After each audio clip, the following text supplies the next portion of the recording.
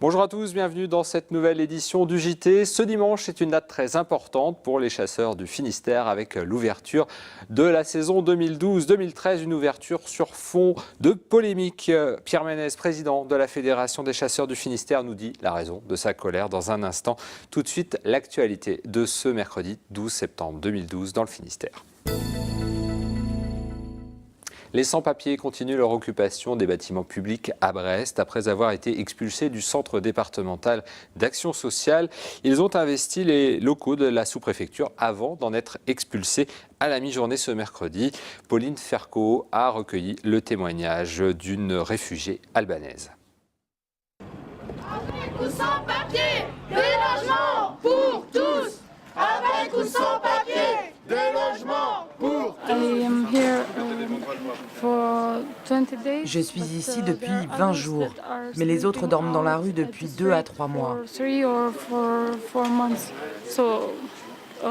Donc nous avons besoin d'une solution. Nous ne pouvons pas rester comme ça à long terme.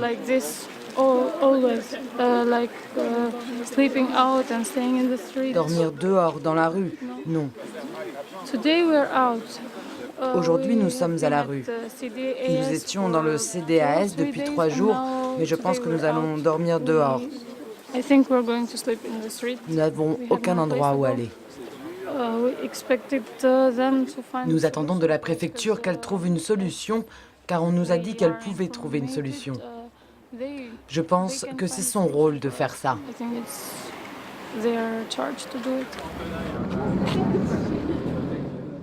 Avoir une éolienne dans son jardin, c'est de plus en plus courant. Mais en général, les installations ne dépassent pas 12 mètres. Plus haut, il faut en effet un permis de construire, une démarche qui n'a pas effrayé un agriculteur d'Ergué-Gabéric. Il vient de monter une éolienne de 24 mètres de haut sur son exploitation. Tanguy Kerouas était là lors de son installation. Youen Le Gall est du genre écolo jusqu'au bout des pales. Cet agriculteur produit de la farine bio pour faire du pain bio qui est vendu à la ferme. Avoir une éolienne, donc, c'est la suite logique et ça lui trottait dans la tête depuis longtemps. Je suis en bio depuis 1981 et j'avais toujours ça en tête, de produire l'énergie. Je réfléchissais, mais il n'y avait rien sur le marché qui me convenait, quoi.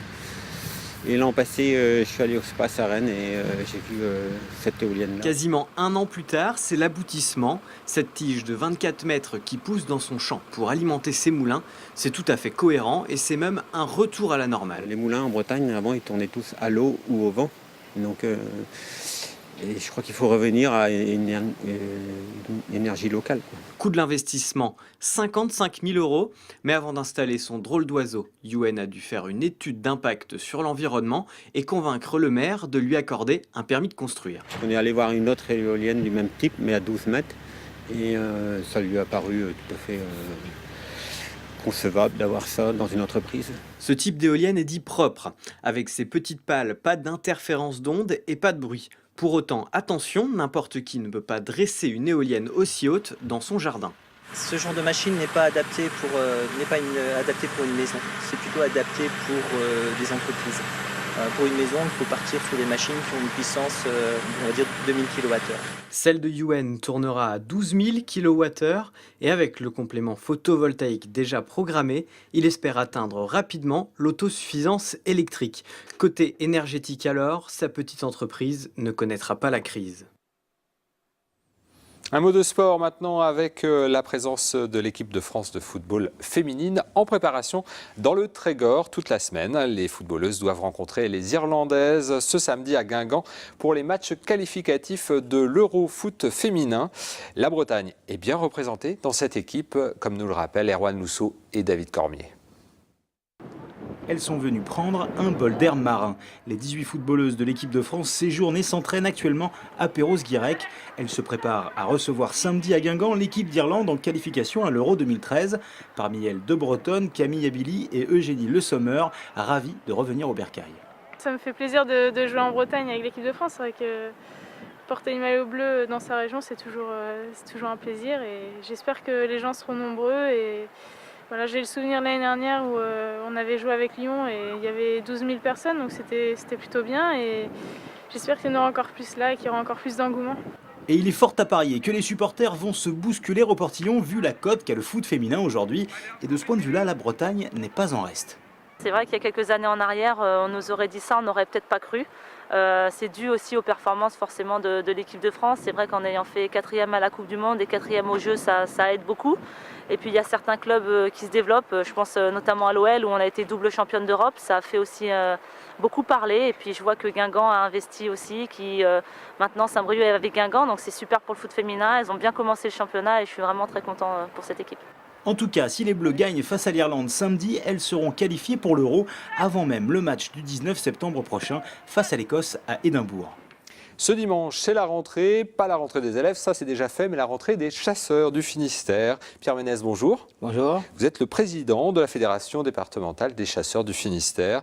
Et pour vous, c'est une ouverture de la chasse un peu sur fond de polémique. Alors le mot vous plaît pas, on va rappeler les faits très rapidement. Vous avez des documents à remettre à une date bien précise pour les fédérations locales de chasse, chose qui n'a pas été faite pour 28 d'entre elles dans le département, donc c'est assez précis, c'est pour la chasse au chevreuil.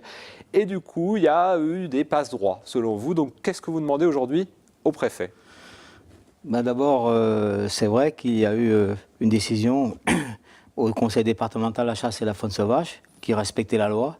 Les 28 demandes qui étaient hors délai n'avaient pas de bracelet. Et puis j'ai eu une surprise en apprenant que 7 d'entre eux avaient eu des bracelets. Alors, je me suis adressé à monsieur le préfet.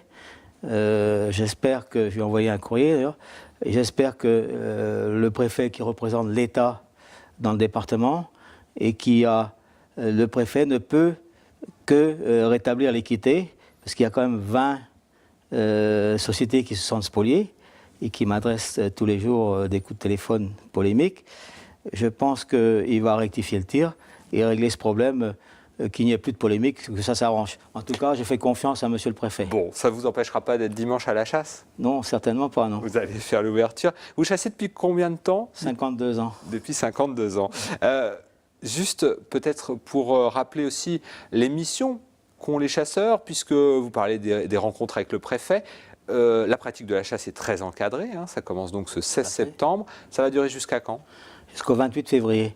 Mais certaines espèces, ça ferme plus tôt, selon justement la gestion de certains gibiers, comme la perdrix, comme le lièvre, etc., qui sont soumis à des plans de chasse ou des plans de gestion, le faisant également.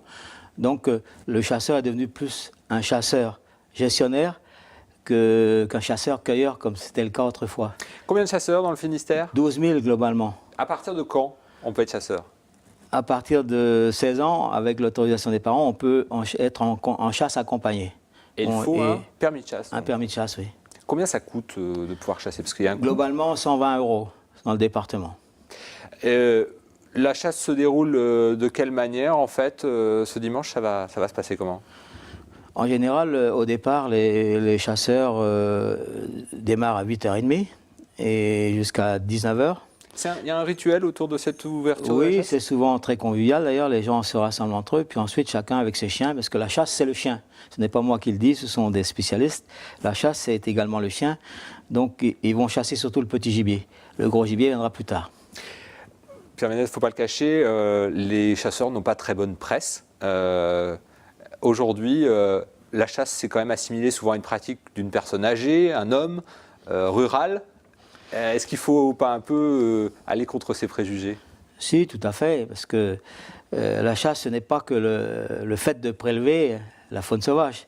C'est également beaucoup de missions de gestion et beaucoup de missions de service public. Vous, par exemple, vous êtes vétérinaire de formation, oui. Et donc vous êtes chargé au niveau national du suivi de certaines propagations de maladies. Tout à fait, concernant les zoonoses, des maladies réputées également contagieuses, et les maladies dites émergentes. C'était le cas avec le virus H5N1 récemment, ça a été le cas également pour la trichinellose dans le département du Finistère. On a eu des cas, il a fallu voir si les sangliers... Donc vous assurez une mission de service public, quoi. Tout à fait, oui. À la demande d'ailleurs du ministère de la Santé, avec le concours de l'Office national de la chasse, de la faune sauvage et des laboratoires départementaux. Et les écoles vétérinaires, bien sûr, j'entends bien. D'accord. Pierre Ménez, merci beaucoup d'être venu nous présenter donc l'ouverture de la chasse. C'est ce dimanche.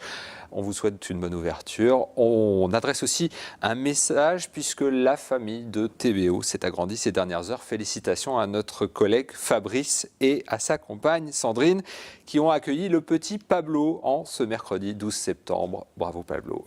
À très bientôt. On se retrouve demain à partir de 18h15 pour un nouveau point sur l'actualité du Finistère. Bonne soirée à vous.